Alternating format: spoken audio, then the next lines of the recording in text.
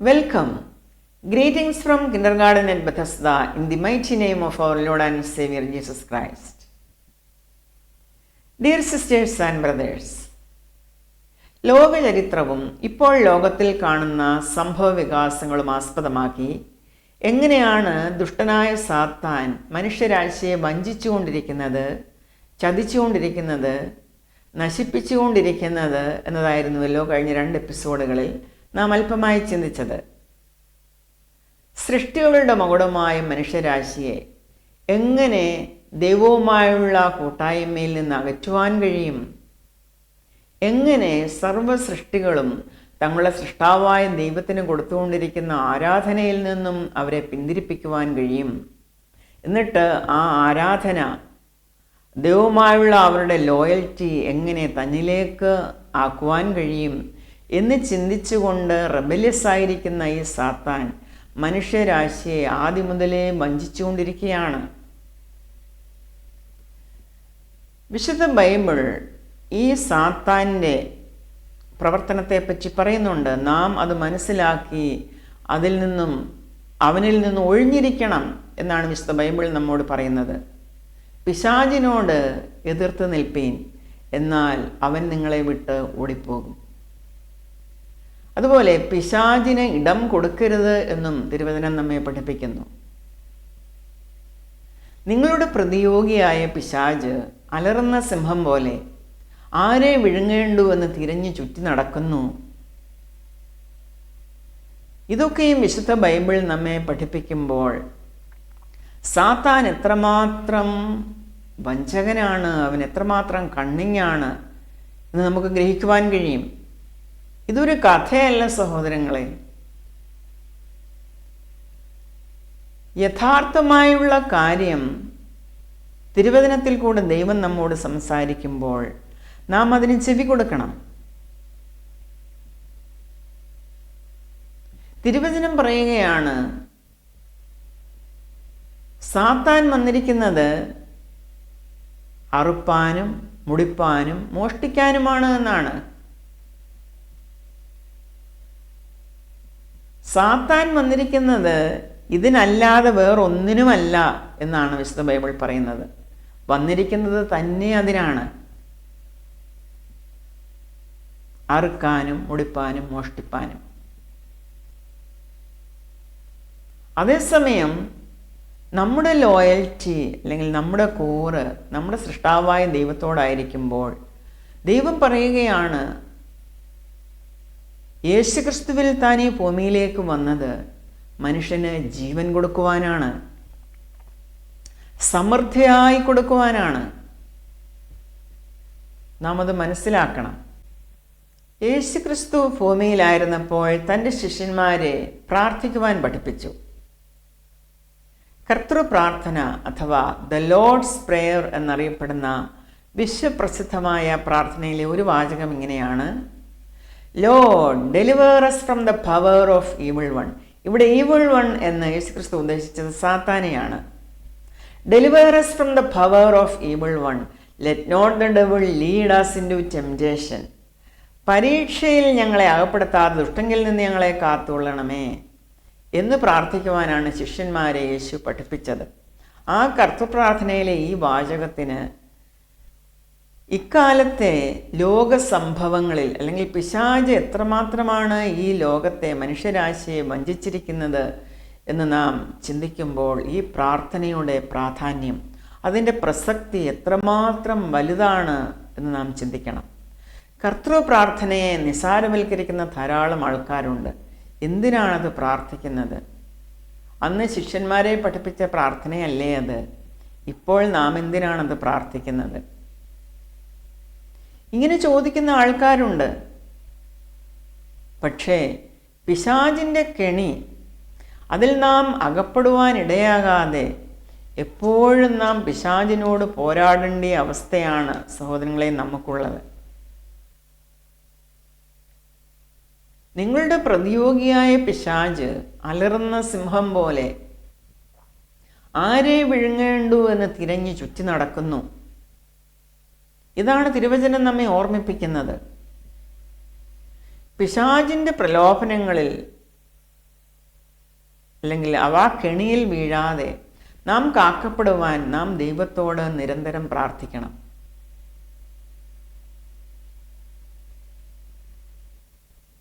ഈ ലോക ജനതയുടെ ഒരു വലിയ വിഭാഗം പിശാചിനാൽ വഞ്ചിക്കപ്പെട്ട് ചതിക്കപ്പെട്ടായിരിക്കുകയാണ് സഹോദരങ്ങളെ. അവരെപ്പറ്റി നാം ചിന്തിക്കുമ്പോൾ ഈ പ്രാർത്ഥനയുടെ പ്രസക്തി എത്ര വലുതാണെന്ന് നാം ഓർക്കണം. അനവധിയായ ഭീകര സംഘടനകൾ ഉടലെടുത്തത് ആ ഒരു വിഭാഗം ജനങ്ങളിൽ നിന്നാണ്. അവർ എങ്ങനെയാണ് ഈ ഭീകര സംഘടനകൾ ലോകത്തെ നശിപ്പിക്കുന്നത്, ലോകത്തിൻ്റെ സമാധാനം കെടുത്തുന്നത് എന്ന് നാം ചിന്തിക്കുമ്പോൾ പിശാച് ഈ ലോകത്തിൽ എങ്ങനെയാണ് വർക്ക് ചെയ്യുന്നത്? അവൻ മനുഷ്യമക്കളുടെ മനസ്സ് എപ്രകാരമാണ് കുരുടാക്കുന്നത് എന്ന് നാം ചിന്തിക്കണം. പിശാചിനോട് എതിർത്ത് നിൽക്കുവാൻ നിങ്ങൾക്ക് കഴിയണം. പിശാചിനോട് എതിർത്ത് നിൽപ്പീൻ, എന്നാൽ അവൻ നിങ്ങളെ വിട്ട് ഓടിപ്പോകും എന്നാണ് യേശുക്രിസ്തു പറഞ്ഞിരിക്കുന്നത്. ഈ വഞ്ചകനായ സാത്താൻ ആ വലിയ വിഭാഗം ജനത്തിൽ നിന്നും തനിക്ക് നേടിയെടുക്കുവാൻ കഴിയുന്നതെല്ലാം നേടിയെടുക്കുന്നതിൽ വിജയിച്ചു കഴിഞ്ഞു സഹോദരങ്ങളെ. അവൻ ആരാധന നേടിയെടുത്തു കഴിഞ്ഞു, ജനത്തിൻ്റെ കൂറ് നേടിയെടുത്തു കഴിഞ്ഞു, ജനത്തിന് തന്നോടുള്ള ലോയൽറ്റി, തനിക്ക് പ്രവർത്തിക്കുവാൻ തക്കവണ്ണം ആ ജനവിഭാഗത്തിൽ നിന്ന് തന്നെ അനേക ഭീകര സംഘടനകളെ ഉണ്ടാക്കിയെടുക്കുന്നതിൽ സാത്താൻ വിജയിച്ചു കഴിഞ്ഞു. ജനത്തെ വശീകരിക്കുന്നതിൽ ഈ പിശാചിൻ്റെ സ്ട്രാറ്റജി എന്തായിരുന്നു? സത്യദൈവത്തെ ആരാധിക്കുന്ന ദൈവജനവുമായി ചേർന്ന് അവരുടെ ആരാധനയും അവരുടെ വേഷവും എല്ലാം പകർത്തിക്കൊണ്ട് അവരോടൊപ്പം അവരുടെ ഇടയിൽ കയറിപ്പറ്റി അവിടെ ഇരുന്നു കൊണ്ട് എങ്ങനെയാണ് ഇവർ തങ്ങളുടെ സൃഷ്ടാവായ സത്യദൈവത്തെ ആരാധിക്കുന്നത്, പ്രത്യേകിച്ചും യഹൂദന്മാരും ക്രിസ്ത്യാനികളും, അതെല്ലാം നോക്കിക്കണ്ട് ഈ ആരാധനയൊക്കെ തനിക്കെങ്ങനെ ചേരും എന്ന് മനസ്സിലാക്കി സൃഷ്ടിയായ താൻ ആ ആരാധനയെല്ലാം വിപരീതമായി തനിക്ക് ചേരുന്ന രീതിയിൽ ആക്കിയെടുക്കുന്ന ഒരു സ്ട്രാറ്റജി ആയിരുന്നു സാത്താൻ്റേത്. നമുക്കറിയാം, യഹൂദ റബിമാർ താടി വയ്ക്കുന്നത്, അവർ തൊപ്പി വയ്ക്കുന്നത്, അതുപോലെ അവർ ധരിക്കുന്ന വേഷം, ഇതെല്ലാം അവർ അനുകരിച്ചു. നിഷ്കളങ്കരായ ആളുകൾ നോക്കുമ്പോൾ ഇവരുടെ എല്ലാം ആരാധനയൊന്ന് ഒരുപോലെ തോന്നുന്നു, വേഷമെല്ലാം ഒരുപോലെ ഇരിക്കുന്നു, അവരെല്ലാം ഒരുപോലെ ഉപവസിക്കുന്നു, ഒരുപോലെ പ്രാർത്ഥിക്കുന്നു, ഒരുപോലെ കുമ്പിടുന്നു. അങ്ങനെ ജനത്തെ കബളിപ്പിക്കുന്ന ഒരു രീതിയാണ് സാത്താൻ സ്വീകരിച്ചത്. അതുപോലെ നമുക്കറിയാം, യഹൂദന്മാരുടെ തിരുവെഴുത്തുകൾ തോറ, അതിൽ കാണുന്ന പേരുകൾ ആദാം, ഹൗവ, മോശ, നോഹ, അബ്രഹാം, ഇസ്ഹാക്ക്, യാക്കോബ്, അതുപോലെയുള്ള പേരുകളെല്ലാം ഉച്ചാരണത്തിൽ മാത്രം ചില മാറ്റങ്ങളൊക്കെ വരുത്തി അതെല്ലാം അവരുടെ മതഗ്രന്ഥത്തിൽ എഴുതി ചേർത്ത് ഒരു ഗ്രന്ഥമുണ്ടാക്കി അത് ജനങ്ങൾക്ക് കൊടുക്കുകയാണ്. അവർ നോക്കുമ്പോൾ ഈ പേരുകളെല്ലാം അവിടെയുമുണ്ട്, അവിടുത്തേതെല്ലാം ഇവിടെയുമുണ്ട്. എല്ലാവരും ഒരു ദൈവത്തെയാണല്ലോ ആരാധിക്കുന്നത്. നാം എല്ലാവരും ഒരേ ദൈവത്തിൻ്റെ മക്കളാണ്. ആ രീതിയിൽ ചിന്തിച്ചുകൊണ്ട് അവർ വർത്തിക്കുന്നു. ഇത് സാത്താൻ്റെ ഒരു വലിയ ചതിയാണ്. അവർ പറയുന്നത് എല്ലാവരുടെയും ദൈവം ഒന്നാണ്. അങ്ങനെ പറയുവാൻ തക്കവണ്ണം ജനത്തെ സാത്താൻ കബളിപ്പിച്ചു. ഇത് സാത്താൻ്റെ ചതിയാണെന്ന് മറ്റുള്ളവർ മനസ്സിലാക്കിയത് എപ്പോഴാണ്? ഇവർ പറഞ്ഞതും പ്രവർത്തിക്കുന്നതും തമ്മിൽ ഉള്ള ആ ചേർച്ചയില്ലായ്മ, അല്ലെങ്കിൽ അവർ പറയുന്നതും പ്രവർത്തിക്കുന്നതും തമ്മിൽ യാതൊരു ബന്ധവുമില്ല എന്ന് ലോകം മനസ്സിലാക്കിയപ്പോഴാണ് ഇത് സാത്താൻ്റെ ചതിയാണല്ലോ എന്ന് അതിനെപ്പറ്റി പഠിച്ചവർ മനസ്സിലാക്കിയത്. ഉദാഹരണത്തിന് അവർ പറയും സമാധാന മതമാണെന്ന്. എന്നാൽ ലോകത്തിൻ്റെ സമാധാനം ഇവർ കെടുത്തുകയാണ്.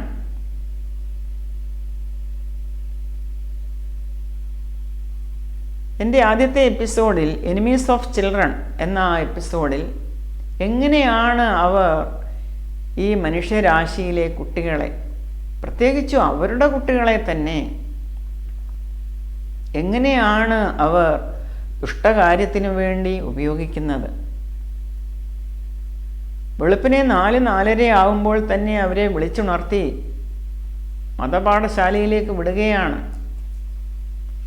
അഥവാ ആരെങ്കിലും പോകുവാൻ മടിച്ചാൽ അവരെ ക്രൂരമർദ്ദനങ്ങൾക്ക് വിധേയരാക്കി അവർക്ക് ഭക്ഷണം കൊടുക്കാതെ ഇരുന്ന് അവരെ ഓടിച്ചു വിടുന്നു. ഇങ്ങനെയുള്ള അവരുടെ ആൾക്കാരെ തന്നെയാണ് നമുക്കറിയാം ഇസ്രായേൽ പാലസ്തീൻ വാറിൽ ആ കുട്ടികളെയാണ് അല്ലെങ്കിൽ അവരുടെ സ്ത്രീകളെയൊക്കെയാണ് ഹ്യൂമൻ ഷീൽഡായിട്ട് അവർ ഉപയോഗിച്ചത്. അവരുടെ കാര്യത്തിനു വേണ്ടി ഉപയോഗിക്കുവാൻ, കൊന്നു മുടിക്കുവാൻ അവരെ തന്നെ അവർ ഉപയോഗിക്കുന്നു.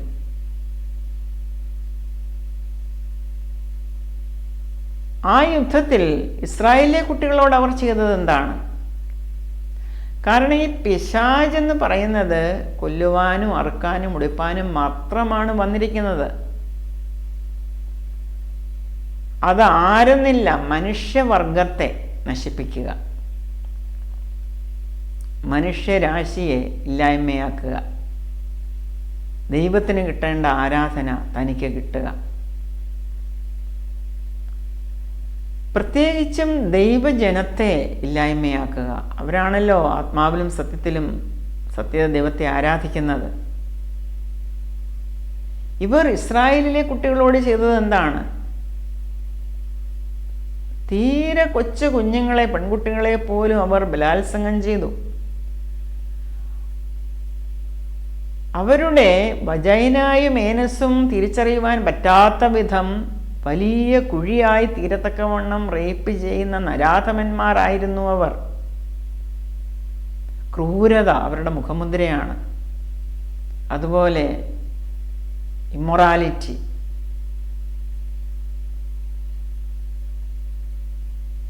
അവരുടെ മുഖമുദ്രയാണിത്. അവർ ഇസ്രായേലിലെ യുവതികളെ ക്രൂര പീഡനത്തിന് ഇരയാക്കി അവരുടെ അവയവങ്ങളെല്ലാം വിച്ഛേദിച്ച് അവരുടെ ശരീരം അനാവൃതമാക്കി കിടത്തി. എന്നിട്ട് അവരുടെ തലയിൽ നിറയൊഴിച്ചിട്ട് അവരെ കൊന്നിട്ട് ആ ശവത്തോട് പോലും അവരുടെ ശവത്തെ പോലും റേപ്പ് ചെയ്തവരാണവർ, ഭോഗിച്ചവരാണവർ. മനുഷ്യ മനസാക്ഷിയെ ഞെട്ടിക്കുന്ന ഇത്തരം പ്രവർത്തികൾ ചെയ്യുന്ന ഈ നിഷ്ഠൂരന്മാരാണ് ഈ സാത്താൻ്റെ കയ്യിലെ ആയുധങ്ങൾ. മറ്റൊരു കാര്യം, ഏറ്റവും പ്രധാനപ്പെട്ട ഒരു കാര്യം, ഇവരെന്ത് നിഷ്ഠൂര പ്രവർത്തികൾ ചെയ്താലും അവർ വിളിച്ചു കൂകുന്ന ഒരു നാമമുണ്ട്, അല്ലാഹു അക്ബർ. ഓരോരുത്തരെ വെടിവെക്കുമ്പോൾ അവർ വിളിച്ചു കൂകും ഈ പേര്. അതുപോലെ ബലാത്സംഗം ചെയ്യുമ്പോൾ വിളിച്ചു കൂകും, അവരുടെ അവയവങ്ങൾ മുറിക്കുമ്പോൾ വിളിച്ചു കൂകും, കുട്ടികളെ കിഡ്നാപ്പ് ചെയ്യുമ്പോൾ അവർ വിളിച്ചു കൂകും, ഈ പേര് വിളിച്ചു കൂകും. ഇസ്രായേലിൻ്റെ ജയിലിൽ തന്നെ ഇസ്രായേൽക്കാർ പിടിച്ചിട്ടിരിക്കുന്ന ഈ കുറ്റവാളികളായ പലസ്തീൻകാർ, അവിടെയുള്ള ഹമാസുകാർ, ആ ജയിലിൽ തന്നെ കിടക്കുന്ന ഹമാസുകാർ ആ പലസ്തീൻകാരെ ഉപദ്രവിക്കുകയാണ്, കൊല്ലുകയാണ്, അവിടെ പ്രശ്നമുണ്ടാക്കുകയാണ്. കാരണം അവരെ സംബന്ധിച്ചിടത്തോളം പലസ്തീൻകാർ അവരെ ഒറ്റിക്കൊടുത്തു എന്നാണ് പറയുന്നത്. അവർ ഉപദ്രവിക്കുമ്പോൾ വിളിക്കും ഈ പേര്, ഉപദ്രവിക്കപ്പെടുന്നവർ വിളിക്കും ഈ പേര്. അതാണ് ഈ ഗാസയിൽ ഈ ഹമാസുകാർ അവരുടെ ആരാധനാലയത്തിൽ എങ്ങനെയാണ് നിറയൊഴിച്ചതെന്ന് നമുക്കറിയാം. അവരുടെ ആരാധനാ ആലയമെന്ന് പറയുന്ന ആ മോസ്കിൽ അവരാരെയോ പ്രാർത്ഥിക്കുന്നു. അവർ അങ്ങനെ ചെയ്യുമ്പോൾ ആ മോസ്കിന് ചുറ്റും അണിനിരന്നുകൊണ്ട് ഭീകരപ്രവർത്തകർ, ഈ ഹമാസുകാർ നിറയൊഴിക്കുകയാണ് അവരുടെ ആലയത്തിലോട്ട്. അങ്ങനെ നിറയൊഴിക്കുമ്പോൾ അവിടെ നിൽക്കുന്നവർ മൈക്കിക്കൂടെ വിളിച്ചു പറയുകയാണ്, ഞങ്ങൾ നിങ്ങളുടെ സഹോദരങ്ങളാണ്, ഞങ്ങളെ കൊല്ലരുതേ എന്ന് ഉറക്കെ വിളിച്ചു പറയുമ്പോൾ അതൊന്നും ഇവർ കൂട്ടാക്കുന്നില്ല. അവരെ സംബന്ധിച്ചിടത്തോളം അവിടെ നിന്ന് ആരാധിക്കുന്നവർ ഇവരുടെ ഉറ്റുകാരാണ്. ഇവർ നിറയൊഴിക്കുമ്പോൾ വിളിച്ചു പറയുന്നു അല്ലാഹു അക്ബർ. പള്ളിക്കകത്ത് ചത്തുവീഴുന്ന ആൾക്കാർ, അവരുടെ തന്നെ ആൾക്കാർ വിളിച്ചു കൂകുന്നു അല്ലാഹു അക്ബർ.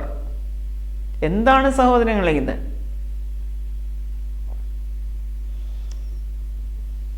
അതുപോലെ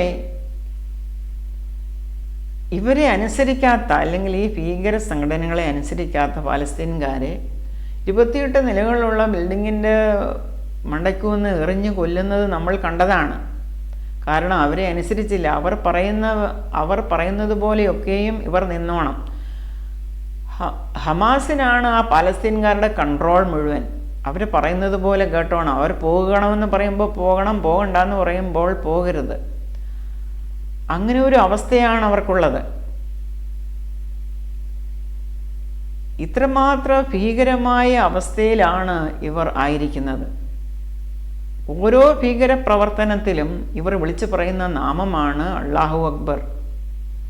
അതുപോലെ കുട്ടികളെ ചാവേറായി ഉപയോഗിക്കുന്ന താലിബാൻ എന്ന് പറയുന്ന ഭീകര സംഘടനയുണ്ട്. 3 വയസ്സുള്ള കുട്ടികളെ വരെ അവർ ചാവേറാക്കുവാൻ പരിശീലിപ്പിക്കുകയാണ്. കൊച്ചു കുഞ്ഞുങ്ങളുടെ കയ്യിൽ തോക്ക് കൊടുത്ത് അവരെ അഭ്യസിപ്പിക്കുകയാണ്. നിർധനരായ കുടുംബങ്ങളെ അവർ നോട്ടമിടും. എന്നിട്ട് അവിടുന്ന് ഈ കുട്ടികളെയെല്ലാം നല്ല കാര്യത്തിനാണ് എന്ന് പറഞ്ഞ് ഈ ലീഡേഴ്സ് കൊണ്ടുപോയി ഇതുപോലെയുള്ള അഭ്യസനം നടത്തുന്ന കേന്ദ്രങ്ങളിൽ അവരുടെ കയ്യിൽ തോക്ക് കൊടുത്ത്, സ്കൂളിൽ പഠിക്കേണ്ട കുട്ടികളാണ്, കൊച്ചു കുഞ്ഞുങ്ങൾ, അവരെ അഭ്യസിപ്പിക്കുകയാണ്. അവരെ ബ്രെയിൻ വാഷ് ചെയ്യുകയാണ്. നിങ്ങളിത് ചെയ്താൽ നിങ്ങൾക്ക് അത് കിട്ടും, ഇത് കിട്ടും. അതുപോലെ തന്നെ അവർക്ക് ഒരു താക്കോൽ അവരുടെ കഴുത്തിൽ കെട്ടിയിടാൻ കൊടുക്കും. നിങ്ങൾ ഇതുപോലെ നിങ്ങൾ ഇതുപോലെയുള്ള ചാവേറുകളായി തീർന്നാൽ, അല്ലെങ്കിൽ നിങ്ങളുടെ ദൈവത്തിന് വേണ്ടി നിങ്ങൾ മരിച്ചാൽ നിങ്ങൾ പൊട്ടിത്തെറിക്കും, പക്ഷേ നിങ്ങൾ ചാകത്തില്ല. അതാണ് പറയുന്നത്. അതുപോലെ ഇവരുടെ സൂക്തങ്ങൾ എഴുതിയ ലോക്കറ്റൊക്കെ അവരുടെ കഴുത്തിൽ ഇട്ട് കൊടുക്കും. അവരെ കൊച്ചു കുഞ്ഞുങ്ങളെ കബളിപ്പിക്കാനാണ്. നിങ്ങൾ ഈ ബെൽറ്റ് ബോംബും കെട്ടിക്കൊണ്ട് പോകുമ്പോൾ നിങ്ങൾ ഇത് ബോംബ് പൊട്ടും, ചുറ്റുപാടുമുള്ളവരൊക്കെയും മരിക്കും, പക്ഷേ നിങ്ങൾ മരിക്കത്തില്ല എന്നൊക്കെ ഈ കുഞ്ഞുങ്ങളോട് പറഞ്ഞാണ് ഇവരെ വിടുന്നത്. ആ കുഞ്ഞുങ്ങളെ പോലീസുകാർ അവരുടെ കേന്ദ്രങ്ങളെ റെയ്ഡ് ചെയ്ത് വെളിയിൽ കൊണ്ടുവന്ന് അവരോട് ചോദിക്കുമ്പോൾ അവരുടെ ആ വീര്യം ചോർന്നിട്ടില്ല. അവർ പറയുകയാണ്, ഞങ്ങൾ ഇന്നടത്ത് പോകും, ഇന്നത് ചെയ്യും, ഞങ്ങൾ ഇന്നതിനു വേണ്ടിയാണിത് ചെയ്യുന്നത്, അല്ലാതെ ഞങ്ങൾ അബദ്ധത്തിൽ വീണു, ഞങ്ങളെ അവർ ഇരയാക്കുമായിരുന്നു എന്നൊന്നും പറയുന്നില്ല. അതുപോലെ അവരുടെ ബ്രെയിൻ മാറ്റിക്കഴിഞ്ഞു. ഞങ്ങൾ ചെയ്യും, ഞങ്ങൾ ഇന്നത് ചെയ്യും, ഇന്നടത്ത് പോകും, ഞങ്ങളത് ചെയ്താൽ ഞങ്ങൾക്കത് ഭാഗ്യമാണ്, ഞങ്ങൾക്ക് സ്വർഗം കിട്ടും എന്നൊക്കെയാണ് പോലീസിനോട് ഇവർ പറയുന്നത്. എത്രമാത്രം കുഞ്ഞുങ്ങളുടെ മനസ്സിനെ അവർ എത്രമാത്രം ബ്രെയിൻ വാഷ് ചെയ്തു എന്നാണ് നാം അറിയേണ്ടത്. ഈ കുഞ്ഞുങ്ങൾ ബെൽറ്റ് ബോംബുമായി സ്കൂളുകളിലൊക്കെ സ്കൂൾ യൂണിഫോമൊക്കെ ധരിച്ചുകൊണ്ട് പോയി അവർ പറയുന്ന സ്ഥലത്ത് വെച്ച് അവർ പൊട്ടിത്തെറിക്കും. ചുറ്റുപാടുമുള്ള സ്കൂളാണെന്നേ സ്കൂളിലെ കുട്ടികൾ, അതുപോലെ സേനാ കേന്ദ്രങ്ങളിലെല്ലാം പോയി അവർ പൊട്ടിത്തെറിക്കും. അവിടെയുള്ളവരൊക്കെയും ചാകും. ഈ പ്രവർത്തനങ്ങളൊക്കെയാണ് ഈ ജനസമൂഹം ചെയ്യുന്നത്. അവരുടെ കുട്ടികളെ തന്നെ അവർ കൊല്ലുകയാണ്. അതുകൊണ്ടാണ് ഞാൻ പറയും, എനിമീസ് ഓഫ് ചിൽഡ്രൻ. സ്വന്തം കുട്ടികളെ ഉപയോഗിക്കുന്നത് ഈ വക കാര്യങ്ങൾക്കാണ്.